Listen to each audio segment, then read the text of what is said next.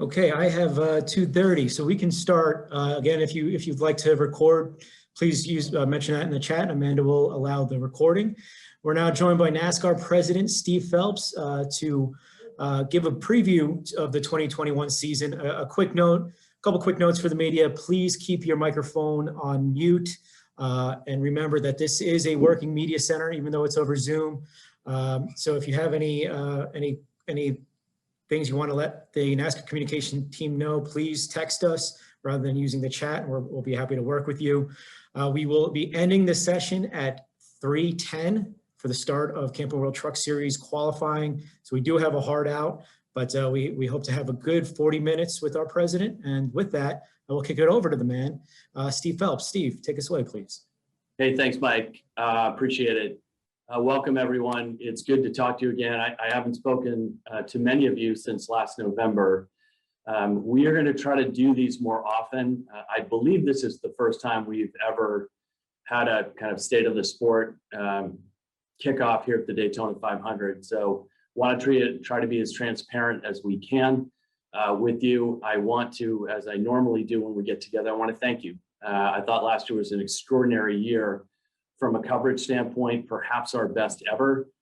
That doesn't happen without your efforts. And obviously the storylines that played out on track last year and some of the things that played on off the track, frankly, that were very important to us. So as we head into 2021, I'll try not to look in the past too much, as extraordinary as 2020 was for all of us. 2021, we've got real excitement as we head into the season, probably more excitement and more wind at our back than we've had in decades. And that's gratifying, feels good.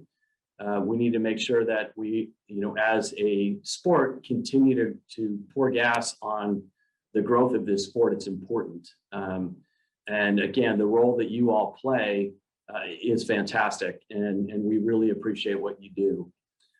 But as we head to the 500 this weekend, lots of different storylines here. Obviously, we've got a great crop of young drivers, a great crop of some first ballot Hall of Famers that will be part of the sport, racing side by side.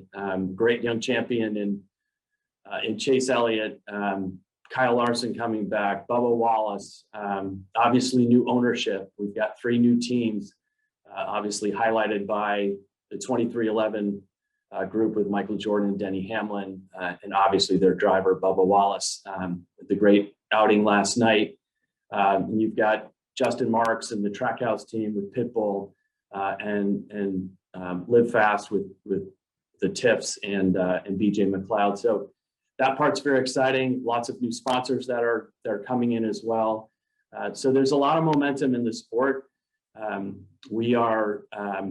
I think that if you look at our partner Fox and their promotion right now, they're calling it the best season ever. And I'm hopeful that's exactly what is going to happen. It's been incredible off season. I think the work that was done to create a unique schedule.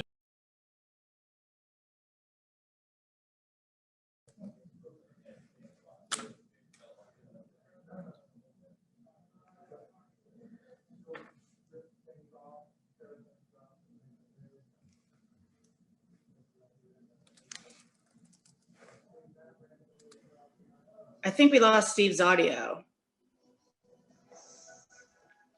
Yeah, okay. Steve, not sure if you can hear me in the room, but it looks like your audio went out. Looks like George is on mute. Is that better? There you go. I didn't touch it, I promise. When did I lose you? Right when it started, or I just lost you? I think you were just wrapping up talking about the new teams with Live Fast. Okay, the point I transitioned to is one of the most important things that happened last year was our stance on social justice, and that we had talked about being a sport of action. We were at that time, and we continue to be, and I'm happy to talk about that moving forward.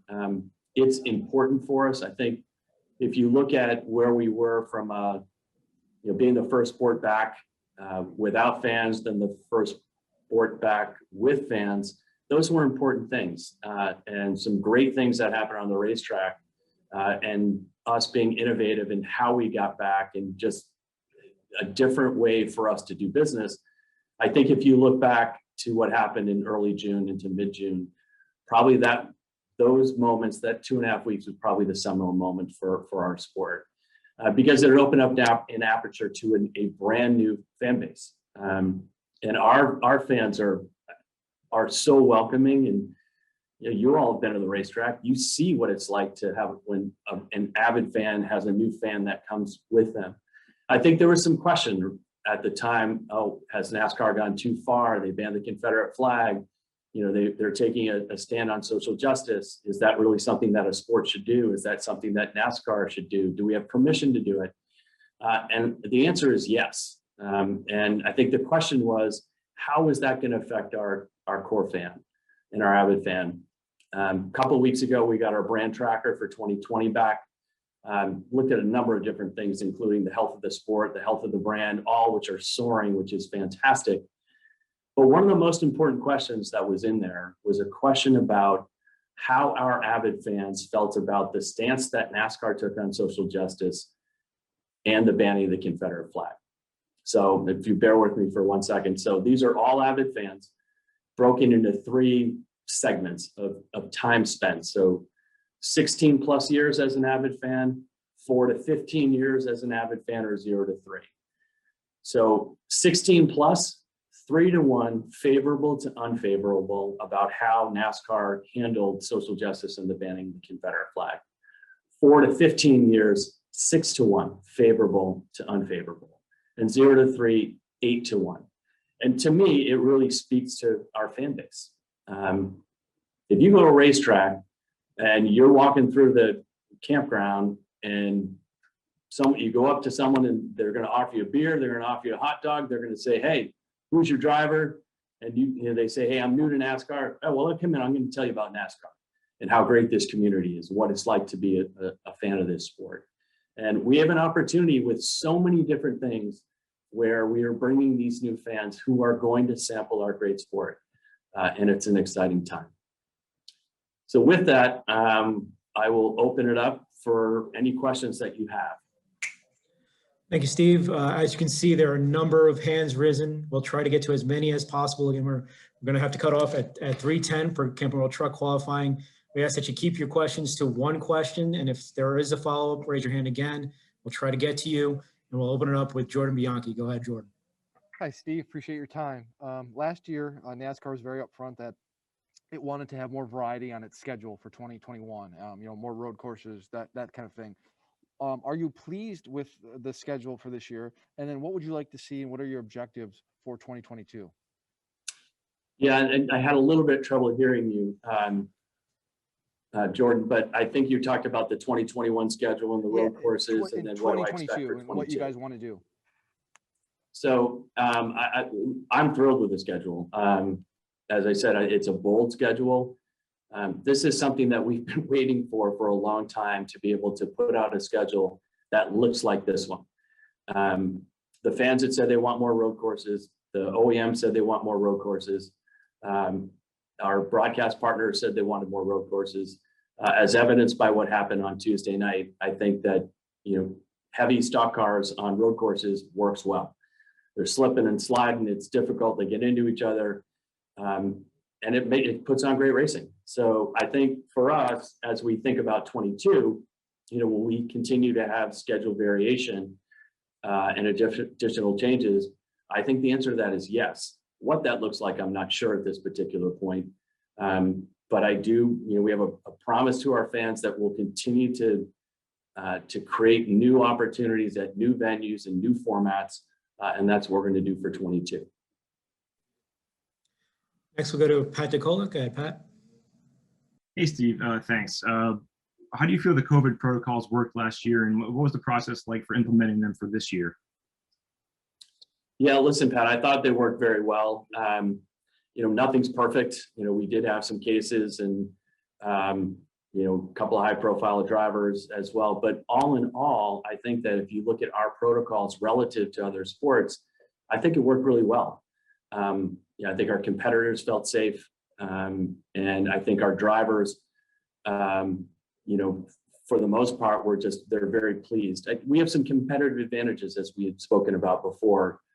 Drivers being they already have PPE, right? Their fire suits, their helmets, gloves, all of it. It's different than other sports. Same with the crew members, our officials. It's outdoors, all kinds of things that are positive. And I think, for us, just to kind of pivot away from that a second, for 2021, it's going to be largely the same. We've done a little tweaking here and there, but for the most part, it's the same. If it didn't work, we'd do something different. But I believe it worked, and so we're going to stay with the protocols that we had. One thing I would say that is tangential to this is that all of our facilities have worked with local state governments and officials to open up their facilities for vaccines to be distributed at all of our NASCAR Cup Series tracks, not just NASCAR owned, but SMI, the independents. They're all open to and want to be distributing the vaccine. There are some that are doing it right now: Texas, Charlotte, Bristol, Atlanta, Auto Club, Richmond. All of them are ready to do it. They are in short supply in some places, so we can't do it.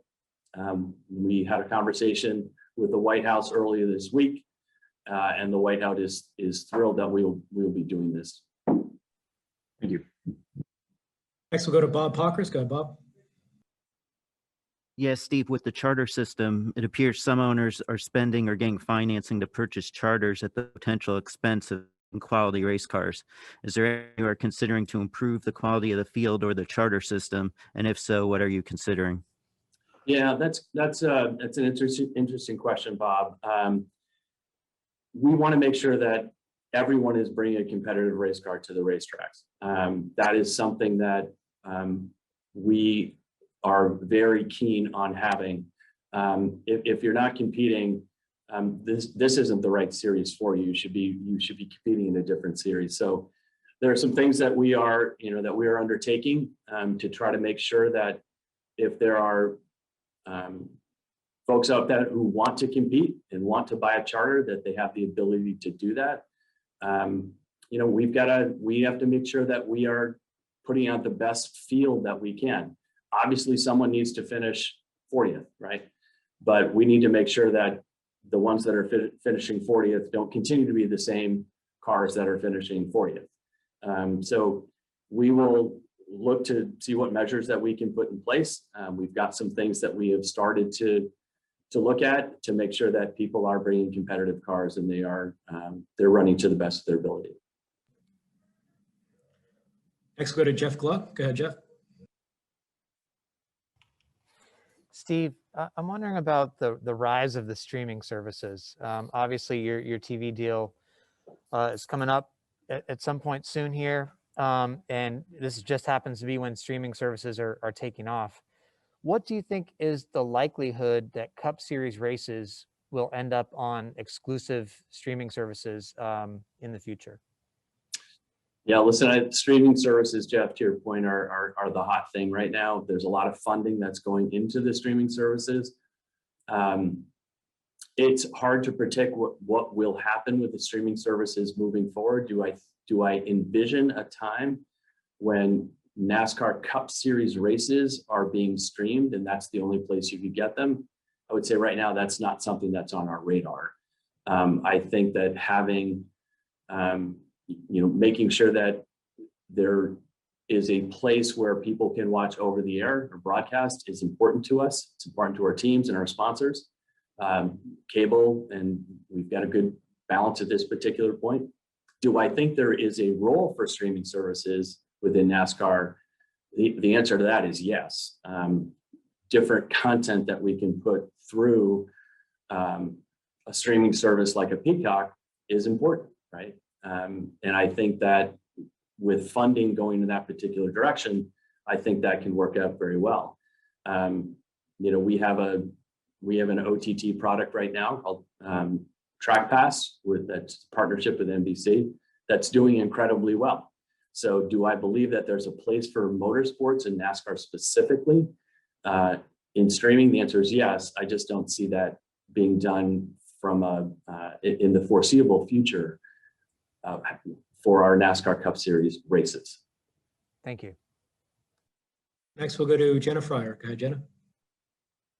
Hey, Steve, I'm actually really interested in following up on that, the brand research that you talked about earlier, but I think it's time consuming. So if I can circle back with you or Nyquist, and I'll instead ask you about TV. When do you anticipate talks on new TV deals starting? It's a three-part TV question. Regarding Fox, I've heard that they are interested in qualifying and practice to have at-track content. Is that something that NASCAR would take into consideration to help a television partner? And with NBC Sports going away, is USA, is that a big enough platform for NASCAR to be on? Well, I'll do it in reverse order if I could, Jenna. So, NBCSN announced that they were going away at the end of the year. We've got a phenomenal relationship with the NBC people. We will find the right home for our races. If it's USA Network, that's a potential. And is it big enough? USA Network has 6 million additional homes than does NBCSN. Again, nothing has been decided. I think that there will find a great place for our racing with NBC. I do. I don't foresee, as kind of a follow-up to Jeff's question, I don't see us being pushed over to Peacock. That's not something that we would want to do, at least as it relates to the races themselves, the Cup races specifically. Going back to your second question I'll go to your first question, I believe, which was when the media discussions will start. I think we've been pretty public about when our negotiating window is in the first part of 2023. I believe we've said that publicly before. Whether talks start before then or not, I don't know. What I do know is that our two incumbents could not be happier with NASCAR at this particular point. They are, I was going to quote someone, but I probably shouldn't. But it's suffice it to say they are very pleased with where we are. And they are more pleased with us today than they were a year ago. Where we stand from a relevance standpoint, where we stand from a reputation standpoint, where we stood in terms of our ratings relative to other sports and entertainment properties was significantly higher than any other major sport. So that year-over-year increases. So we're very pleased with where that is. Your middle question, Jenna, was? Fox wanting more on-track content. Yeah, no, I think that's the great news for us is that they can't get enough of our content. And so as part of the practice and qualifying, the reduction in P&Qs, we decided to have more iRacing Pro Invitationals. We decided to create new content with them or work with them to create new content, which that part isn't ready to be announced, but it will be announced soon. So we're excited that our partners want more NASCAR. I mean, we had on NBCSN and on FS1, we were 60 of the top 100 programs for each of those networks. That's important. It's important for their MVPDs as well. The cable companies want to have programs that are going to drive ratings, and that's what we do. But would you consider putting more on-track content for the partner? So the answer to that is that would be, are you talking about races specifically? No, practice and qualifying. Do they want to have more practice in qualifying? They absolutely want to have more practice in qualifying. You asking, do you want it on FS1 or on something? No, will NASCAR consider adding it because the network wants it, returning it? I think that for 2022, we will go back to, my feeling is we'll probably go back to more practice in qualifying.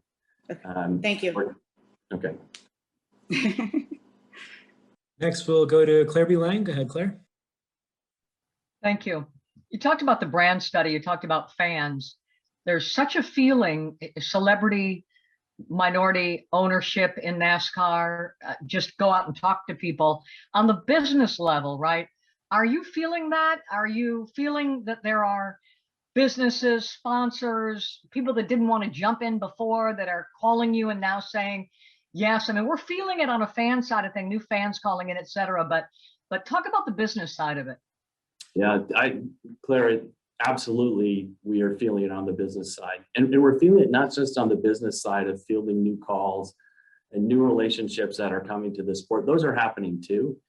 But it really also is around how our existing sponsors, team sponsors, sanctioning body sponsors, track sponsors want to jump in with NASCAR. Some of them in the areas of social justice, which we've seen a lot of conversation around, and others just because the sport has more relevance and it's growing.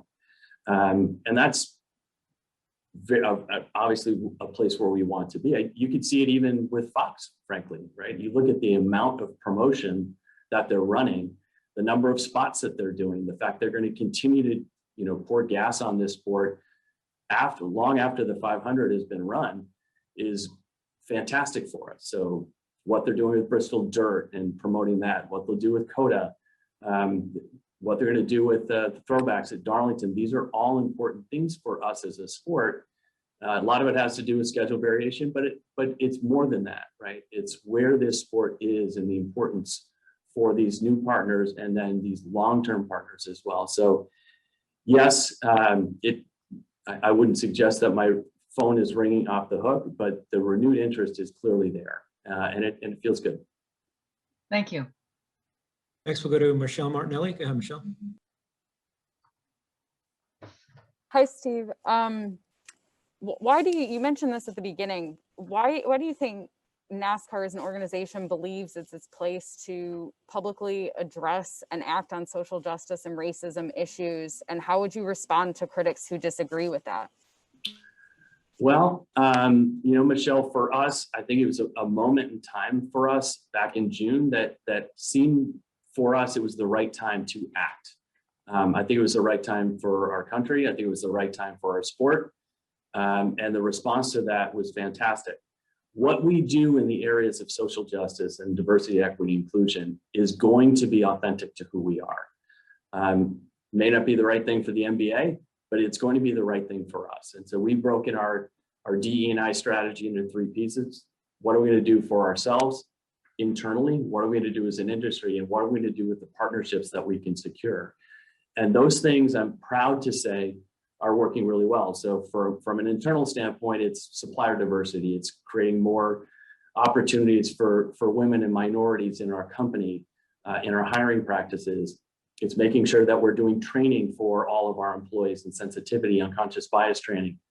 As an industry-wide, I made a promise to this group back Thursday after the Talladega race, with Bubba Wallace and the situation with the noose, that when people walked into the Daytona 500, into that garage, every single one of them would be trained in sensitivity training. And I can say that happened, and that was important.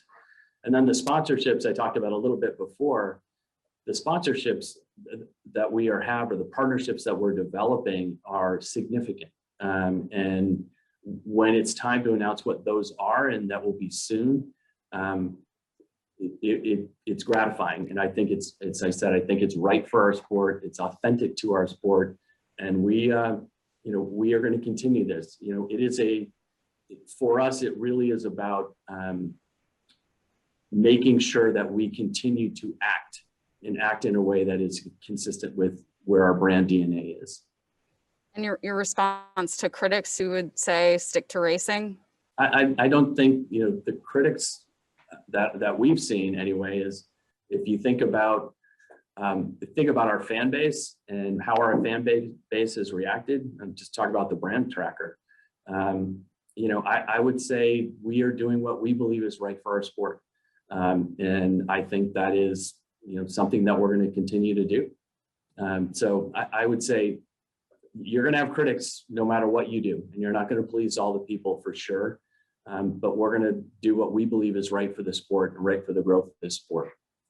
Thank you. Next, we'll go to Dustin Long. Go ahead, Dustin. Thank you, Steve. I've got a question, but I also want to get a clarification on something that you were talking to about Bob about the charter, and you talked about maybe some ways of changing that structure. I know that there's the rule of the performance over 3 years, and the charter can be taken away. Are you looking at changing that? Can I get a clarification on that? And then my question is, as the vaccine becomes more and more out there, how might that change the garage policy for fans, sponsors, and media as the season goes on? Thank you. Sure. To answer your first one, I listen, we have a contractual obligation with our charter system and our owners. So making changes to it are not easy, right? With that said, there is a provision in the charter that says you need to come and you need to compete, and we need to make sure that is happening. Whether there's a change to the bottom 3 rule moving forward, I think that you all have seen some maneuvering that has gone on with respect to the bottom 3 rule and the ability to have someone lease a charter, and it's not perfect. And I think that the intention of the bottom 3 rule and leasing, they were not supposed to be tied. And I think that it's an unintended consequences to something that we thought was in the right interest. The reason why we had leasing in the first place was if a team that's been involved in NASCAR for a long time lost a major sponsor, that they'd be able to lease that charter for a year, and then have it back when they were able to get the sponsor, a new sponsor on that race car. And that's really not what's happening. So don't want to belabor that point, but there are things that we are looking at or are doing that will ensure that people are competing. They have to compete. They need to be competitive on the racetrack. With respect to the vaccinations, to me, it can't come too soon.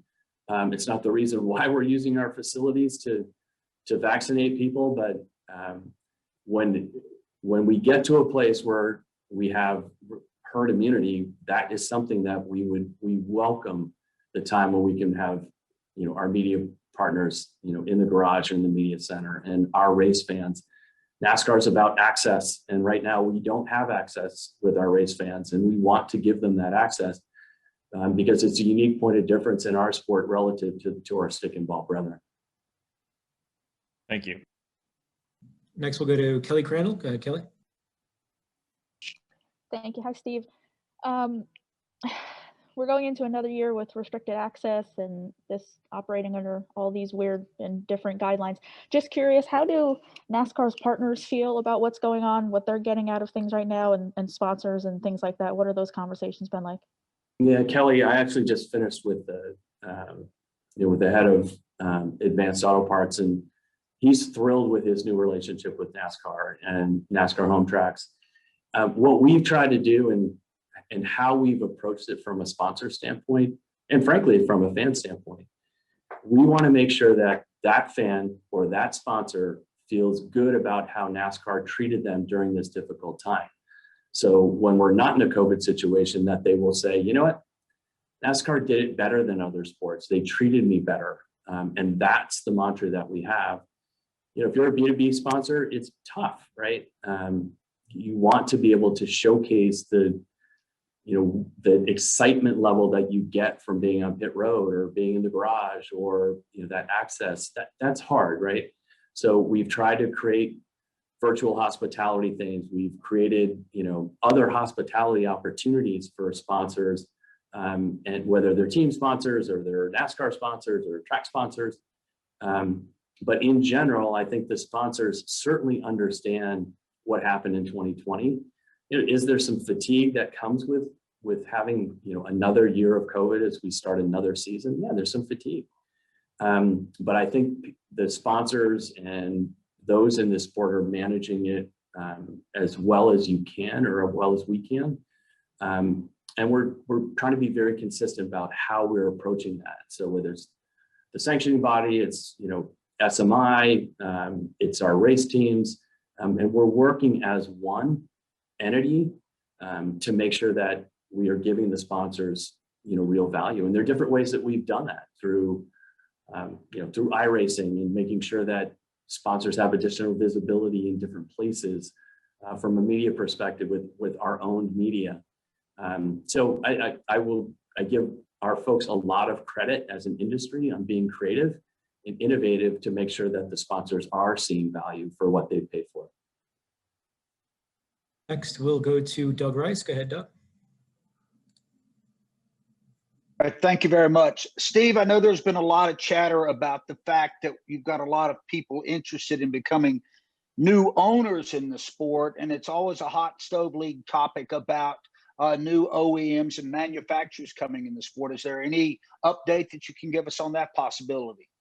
Yeah, on the OEM front, I think that, and I think we talked about this in November.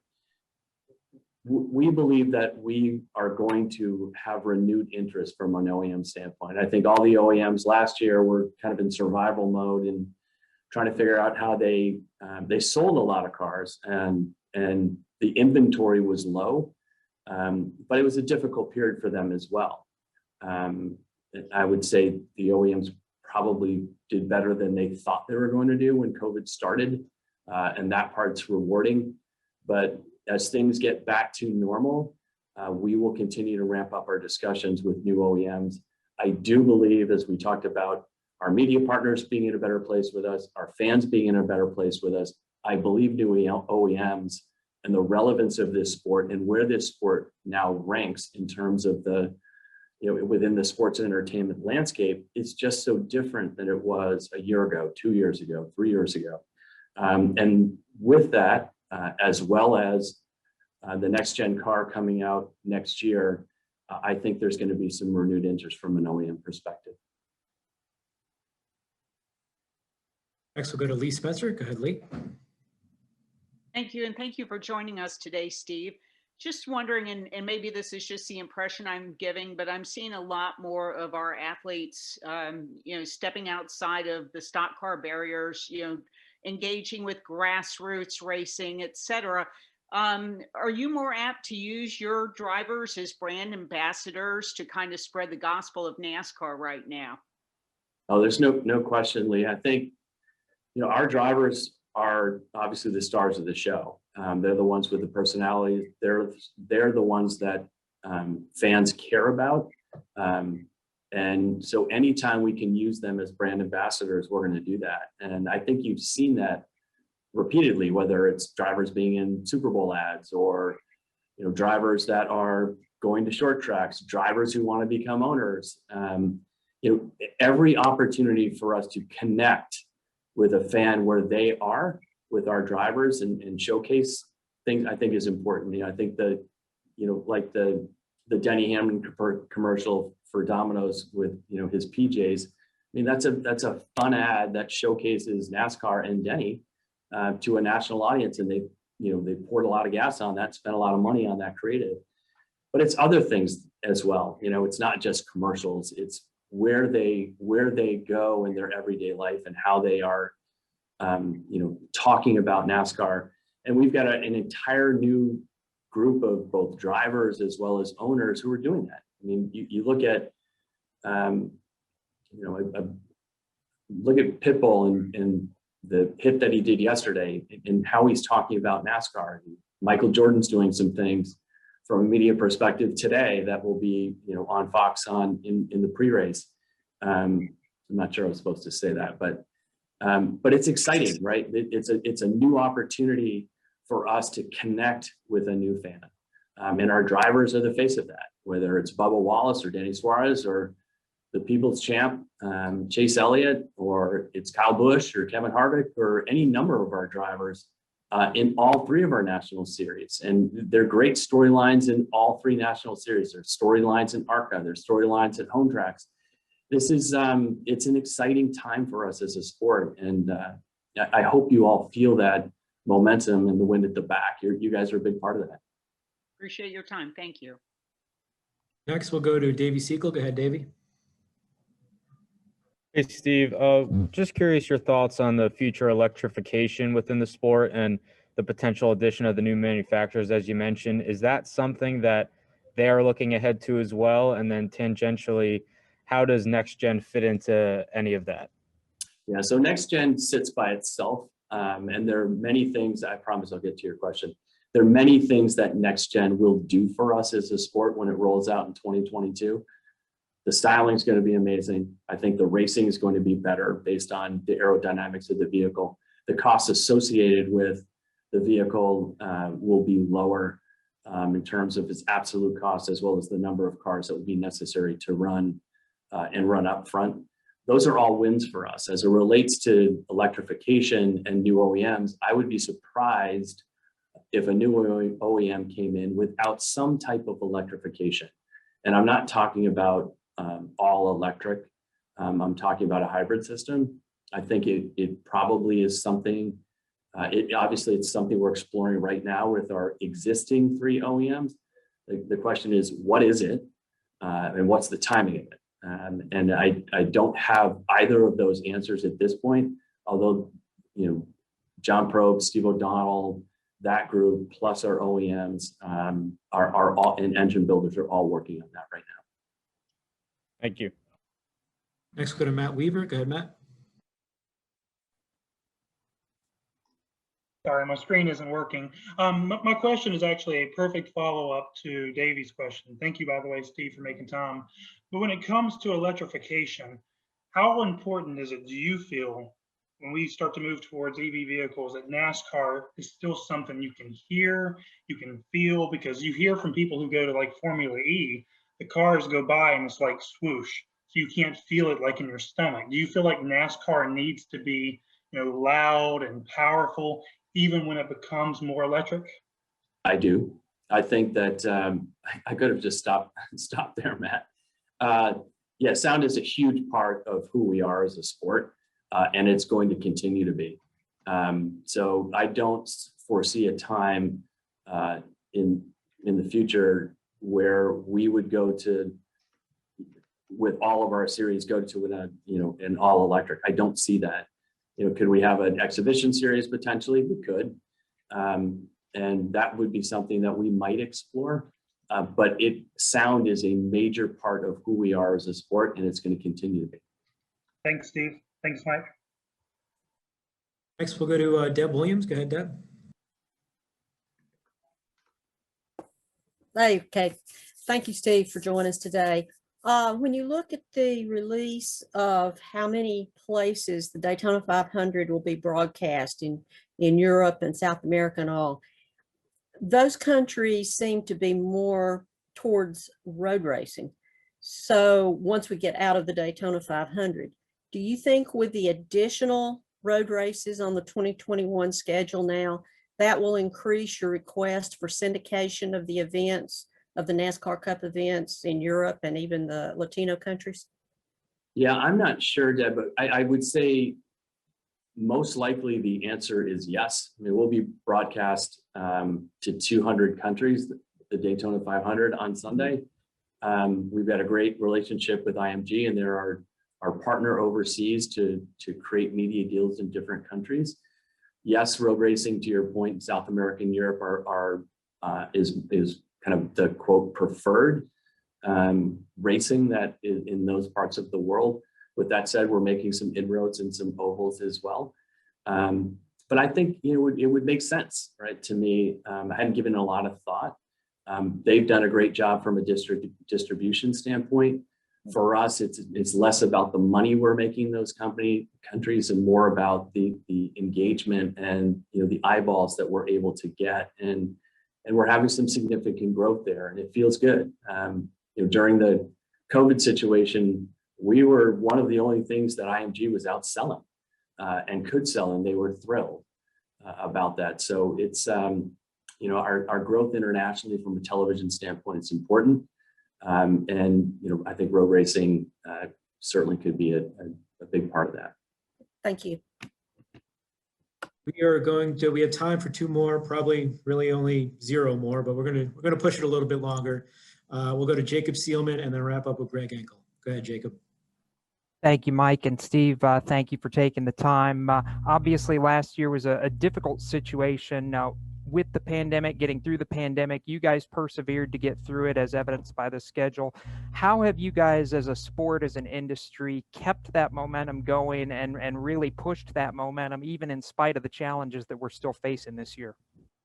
Yeah, I think, you know, for us, it is, again, when you have wind at your back, it's just a lot easier. One of the things that I've challenged the industry to do is to continue to move as one company, as one entity with one voice. And the industry is doing that. Racetracks working with the sanctioning body that are not our own tracks. The relationship that we have with our teams, our OEMs, our broadcast partners, it just has, it's never been better. The trust that exists today versus where we were 2 years ago, 3 years ago, we are in a very, very different place. So the momentum kind of feeds on itself, right? There's so many different great storylines that are now happening that when another great one happens, like, oh, there's just another one, right? And that feels good. But at the heart of it really was an industry that came together as one and proved to other sports, to the country overall, and the world, frankly, that we could do it. And if we continue to act as one, with one voice, understanding the important things about what we're trying to achieve, then we're going to continue to have growth as a sport and continue to have success. Thank you, Steve. And Greg texted that his question was answered. So we're 1 minute over. So really good timing from the group. Appreciate it. I'm sorry for those that had hands up that we couldn't get to them. We just ran out of time. We got truck qualifying just outside the media center here. Steve, thank you so much for all your time. Thank you to the media for your questions and coverage. Steve, any parting words for the group? I just want to say, you know, again, in the words of the Fox promo, I think this is going to be our best season ever. Thank you again for all you do. We appreciate it. You've got some phenomenal storylines to cover. We are going to do our best to make sure that we're servicing you in the best way we can in a very difficult COVID world. So feel free to reach out to us. We're here. It's important to us that you get what you need in order to write the stories that you want to write. So thank you. Great. Thank you, Steve. And thank you, everyone. Enjoy the Thanks, Steve. Thanks, everybody. Thank you, Mike.